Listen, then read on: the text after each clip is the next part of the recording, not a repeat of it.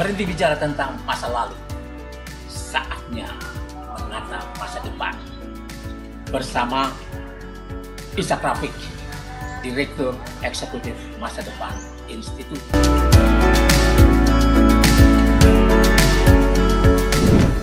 Assalamualaikum warahmatullahi wabarakatuh. Kita jumpa lagi saudara-saudara sekalian. Dimanapun Anda berada, Anda bersama Ishak Rafiq, Direktur Eksekutif Masa Depan Institut. Panjangnya Institut Masa Depan Indonesia. Kita akan kembali menguliti roadmap masa depan Indonesia yang ini memang sangat dibutuhkan pada saat pemerintahan baru mau dibentuk dan mau berlaga pada tanggal 20 Oktober setelah dilantik di situ. Di tangan saya ada buku ini. Kita sudah berapa kali sudah mengenalnya. Roadmap Masa Depan Indonesia, Jalan Pintas Mencegah Revolusi Sosial. Ini diberi kata pengantar oleh Profesor Renald Kasali, PhD dari Universitas Indonesia. Buku ini dikenal oleh para aktivis dan kampus sebagai satu-satunya buku yang menjadi antitesis dari konsep kenegaraan yang jalan-jalannya dibuatkan oleh IMF, Bank Dunia, WTO, dan lembaga-lembaga super kuasa macam itu, ditambah sekarang dengan negara-negara super kuasa semacam Cina yang memberi kita banyak utangan, sehingga lewat utang ini kita bisa disetir menjadi apapun yang mereka mau. Skala-skala prioritas yang kita inginkan agar bangsa ini menjadi tuan rumah di negerinya sendiri bisa berubah lewat utang. Nah, kita sudah melihat kereta cepat Jakarta-Bandung sebagai pengganti dari Trans Sumatera, jalan-jalan itu, Trans Kalimantan, Trans Papua dan lain sebagainya yang memang dibutuhkan oleh rakyat. Sebuah transportasi massal, kereta yang murah, bukan kereta swasta yang dibangun atau yang dibangun lewat utang sehingga rakyat menjadi sulit menggunakan modal transportasi itu. Dan kita sudah lihat kita sudah lihat kereta cepat Jakarta Bandung yang berhentinya di Padalarang, dan ini harus tambah lagi lanjutannya. Ini membuat kita sebetulnya orang Indonesia merasa tertipu kalau Jakarta Bandung sampainya di Bandung, bukan di jalanan seperti Metro Mini yang tidak mengantar sampai di tempat. Itu tidak baik. Apalagi sekarang telah menggerogoti APBN kita, karena pemerintah harus membayar karena biaya investasinya naik terus. Padahal ini adalah menang tender. Kalau menang tender, kita menangkan orang yang sudah punya skema dana yang jelas dan kita setuju. Ada yang lebih murah tapi kalah cepat dengan lobby Cina, Jepang kalah cepat, yang sebetulnya lebih murah dan lebih bisa kita andalkan karena sejak tahun-tahun 60-an sudah berada bersama kita, ikut membangun. Rentenir juga tapi tidak sekeras Cina. Nah, ini kita memang setelah tidak adanya GBHN memerlukan sebuah roadmap, dan saya telah membuatkannya untuk bangsa ini, yaitu roadmap masa depan Indonesia, Jalan Pintas Mencegah Revolusi Sosial, yang yang merupakan antitesis dari yang diberikan oleh lembaga-lembaga superkuasa. Mereka, baik lembaga-lembaga superkuasa maupun negara-negara adidaya itu tidak menginginkan kita menjadi negara besar yang nantinya akan menjadi pesaing mereka seperti Cina dan India. Mereka tidak menginginkan ada yang kedua atau ketiga di Asia mengikuti jalan yang sudah ditempuh Cina dan India atau ditempuh Jepang dan Korea. Mereka tidak menginginkan itu, maka kita diplot menjadi 3-in-1. Pusat bahan baku murah, pusat tenaga kerja murah, dan pasar yang besar bagi segala macam produk mereka, termasuk produk intelektual, yaitu kebencian pada agama, LGBT, dan lain sebagainya, yang sekarang makin parah nih. Di negeri kita perjuangannya makin keras mereka untuk menggulkan semua, karena agama-agama di Eropa, Kristen dan Protestan dan Katolik sudah menyerah terhadap LGBT ini. Kata mereka, tinggal Islam. Kalau kalian juga kalah, maka habislah semuanya. Maka para penentang, kaum penentang Nabi Lut ini akan menguasai semua negara-negara di seluruh dunia. Dan kita akan mendapatkan azab Allah yang luar biasa. Dan saudara-saudara sekalian, ini kata Profesor Renat Kasali, ya, Ishak Rafiq, original. Dan ini kita tahu, ya, dalam halaman 23 buku ini dan seterusnya, saya telah menjelaskan berapa kali kita juga menayangkan ini, bahwa ada dua macam negara, yaitu negara merdeka penuh dan negara merdeka dengan kedaulatan semu. Negara merdeka dengan kedaulatan penuh ini contohnya Amerika Serikat, Inggris, Prancis, Belanda, Jerman, Rusia, Cina, India, Jepang, Korea, dan yang semacam itu. Ditandai dengan mereka mampu membuat rencana ke depan yang jauh ke depan, didasarkan pada kepentingan bangsanya. Kepentingan bangsa lain bisa ditaruh di nomor 10, 20, 30, 100 dan lain sebagainya. Mereka tidak akan terpengaruh oleh itu karena mereka dengan nasionalismenya, mereka menginginkan negaranya menjadi nomor 1, menjadi makmur, menjadi tuan rumah di negerinya. Mereka ini membentuk kabinet, ya, dengan cara, ya, mereka menentukan dulu tujuan yang mau dicapai, mau jadi apa negaranya dalam 5 tahun ke depan. Kalau mau jadi negara industri, maka mereka akan menyiapkan kabinet yang akan mengarah ke situ.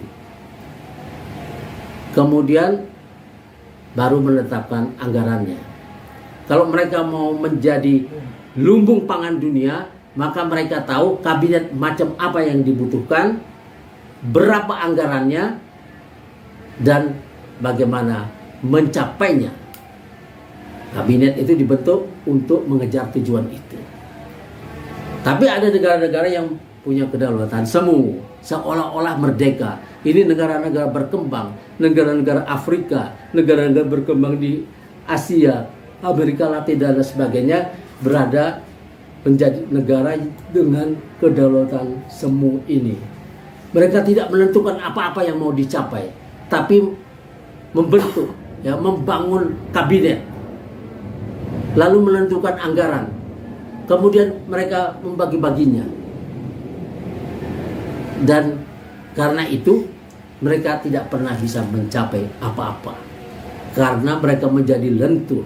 Kata Warhead Brecker yang dulu datang ke Cina 40 tahun yang lalu, diundang oleh Cina untuk bicara tentang masa depan. Dan Warhead Breaker bilang bahwa negara-negara yang tidak menentukan masa depannya sendiri, pemerintahnya tidak menentukan masa depannya sendiri, maka masa depannya akan ditentukan oleh lembaga-lembaga dan negara-negara yang lebih maju, yang lebih berkuasa lewat pinjaman-pinjaman. Nah, inilah yang terjadi di negara kita sampai sekarang, dan lebih parah lagi 10 tahun terakhir, sehingga kita seperti kedaulatan kita seperti hilang. Nah, sekarang kita punya pemerintah baru yang perlu mempunyai roadmap masa depannya sendiri, membangun jalan-jalannya sendiri, bukan jalan-jalan yang ditentukan oleh lembaga-lembaga superkuasa dan negara-negara superkuasa atau negara-negara kreditor dan rentenir yang memberi kita pinjaman. Ada 5 opsi yang bisa dipilih, yang ini memerlukan perencanaan dan pendanaan yang benar. Yang pertama adalah menjadi lumbung pangan dunia. Yang kedua, menjadi negara paling makmur di Asia. Yang ketiga, menjadi negara yang terbebas dari utang. Yang keempat, menjadi negara pertama di Asia tanpa tunawisma. Yang keenam, menjadi pusat SDM dunia di bidang-bidang yang seharusnya kita unggul, yaitu pertanian, kehutanan, kelautan, pertambangan, industri pengolahan, dan pariwisata tentunya. Ini opsi-opsi yang tersedia yang harus direncanakan. Kalau kita tidak merencanakan apa-apa, artinya kita cuma menghabiskan anggaran saja, asal jalan negara ini seperti orang buka warteg. Kalau pembelinya banyak untung, kalau nggak ada yang datang karena hujan deras dan sebagainya, ya rugi. Nah, yang kayak gini tidak bisa untuk mengurus negara. Maka yang akan terjadi adalah opsi pertama yang saya taruh memang di opsi pertama, yaitu menjadi beban dunia. Ya, karena tidak adanya perencanaan ini membuat kita dikuyok-kuyok, disetir oleh orang lain, dan kita menjadi beban dunia dengan kemiskinan, kelaparan, kejahatan di jalan-jalan, penyalahgunaan narkoba, angka tunawisma yang tinggi, angka putus sekolah yang tinggi, dan yang semacam itu, dan yang sekarang sedang berjalan seperti ini, karena kita tidak memiliki perencanaan yang baik untuk berapa tahun ke depan. Kita tidak, cuma menghabiskan anggaran ini sangat berbahaya. Padahal ini akan terjadi secara otomatis kalau kita tidak merencanakan apa-apa. Maka yang bisa kita capai, kata Warhead Breaker dari Austria ini, yang bisa kita capai kalau tidak merencanakan apa-apa cuman kebetulan-kebetulan. Kalau kebetulan ada menteri yang bagus, maka kabinetnya di kementerian itu menjadi baik capaiannya. Kalau punya menteri yang pengusaha, dia jualan seperti BUMN yang dijual-jualin, yang rugi, yang itu tidak dikelola dengan baik. Beda halnya dengan di zaman Habibie, di mana Habibie menaruh Tandri Apeng untuk mengelola BUMN ini dan ditaruh di relnya yang benar. Sekarang kacau balau oleh politik, sehingga orang-orang yang tidak jelas ditaruh di posisi-posisi penting yang sebetulnya tidak mengerti apa-apa, cuman untuk meredam protes. Yang ini tidak baik. Padahal ada opsi yang bisa dipilih, misalnya menjadi lumbung pangan dunia seperti saya bilang tadi.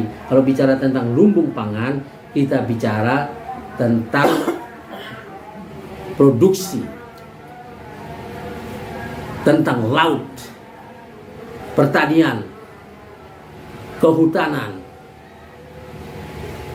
industri pengolahan, peternakan, di mana food itu diproduksi, dan ini harus dikelola dengan baik dan anggarannya dihitung.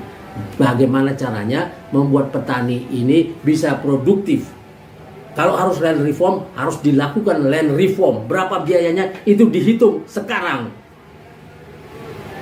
Yang kedua, menjadi negara paling makmur di Asia. Bila bicara tentang kemakmuran, kita bicara tentang kekayaan. Kekayaan apa yang kita punya? Kekayaan alam, kekayaan tambang, mineral, laut, dan lain sebagainya yang sekarang belum membuat kita jadi kaya. Karena apa? Karena kita tidak mengelolanya dengan baik dan kita tidak bisa mengontrol. Semua dikuasai oleh pengusaha-pengusaha swasta, pengusaha-pengusaha luar negeri yang kita tidak tahu dibawa kemana itu, karena kita cuma memberinya konsesi-konsesi atau diam-diam mereka membeli dari orang-orang yang pengepul istilahnya. Dan ini membuat kita tidak punya jalan untuk menyelesaikan utang-utang kita dengan cara yang baik. Kita lebih senang berutang lagi daripada minta bagian yang lebih besar dari tambang-tambang kita. Kita punya ekspor 5 juta ton nikel ke Cina, tapi uangnya tidak ada di sini. Dan kita sekarang 82% anggaran kita dibangun dengan pajak. Artinya kita tidak mampu menghasilkan, ya kita sama saja seperti Singapura, Jepang dan lain sebagainya yang memajakin penduduk sebanyak-banyaknya karena negaranya tidak punya apa-apa, tidak sebanyak kita. Tidak punya nikel, tidak punya emas, tidak punya minyak, tidak punya barang-barang tambang yang mahal-mahal itu nih. Kita tidak punya, mereka tidak punya. Kita punya, tapi kita tidak menghasilkan semestinya 50% dari biaya APBN negara ini dibangun dengan uang yang didapat dari pertambangan, dari perkebunan, dari komoditas-komoditas yang berlimpah di sini. Tapi sekarang belum ada karena pemerintah belum mampu mengontrol devisa yang harus dilakukan oleh Presiden Prabowo nantinya. Kemudian menjadi negara yang terbebas dari utang. Ini jalannya ada di situ. Ada di tambang-tambang kita, di mineral kita, cara kita mengelola laut, cara kita mengelola Selat Malaka dan lain sebagainya akan menghasilkan uang yang banyak yang bisa menyelesaikan masalah. Dan kita memerlukan menteri-menteri, Prabowo memerlukan menteri-menteri yang kreatif dalam mengelola ini sehingga utang kita bisa lunas dengan cara yang baik. Kecuali kita mau melakukan sesuatu yang lebih radikal dari itu, yaitu minta potongan utang karena kita lagi susah. Kemudian itu butuh menteri yang bagus, yang berani. Kemudian menjadi negara pertama di Asia tanpa tunawisma. Ini negeri seluas ini. Yang terjadi di kita, sehal ada 15 juta kakak lebih. Mungkin sekarang sudah 20 juta kakak yang tidak punya rumah di Indonesia. Bagaimana negeri seluas ini, nomor 4 di dunia, dengan daratan yang luar biasa luas dan tanah-tanah kosong yang banyak, rakyatnya tidak punya rumah. Dan yang sudah punya rumah lewat undang-undang Omnibus Law dan Cipta Kerja mau dihapus, mau dicabut, mau diambil tanah-tanahnya untuk konglomerat. Ini tidak boleh terjadi, harus dicabut undang-undang ini kalau mau memakmurkan rakyat. Kemudian menjadi pusat SDM dunia di bidang-bidang yang kita unggul. Artinya kita harus membangun sistem pendidikan dengan kesadaran geografis bahwa geografi kita berbeda dengan Singapura, dengan Malaysia dan lain-lain. Karena itu kita perlu pendidikan yang memudahkan kita hidup dengan tambang, karena tambang kita luar biasa besar, banyak. Kemudian bagaimana hidup dengan laut, bagaimana hidup dengan pertanian, bagaimana hidup dengan peternakan dan lain sebagainya, supaya rakyat ini bisa makmur. Ini harus dikelola, dan inilah dibutuhkan kreativitas Mas Prabowo untuk membangunnya, membangun kabinet yang benar. Wassalamualaikum warahmatullahi wabarakatuh.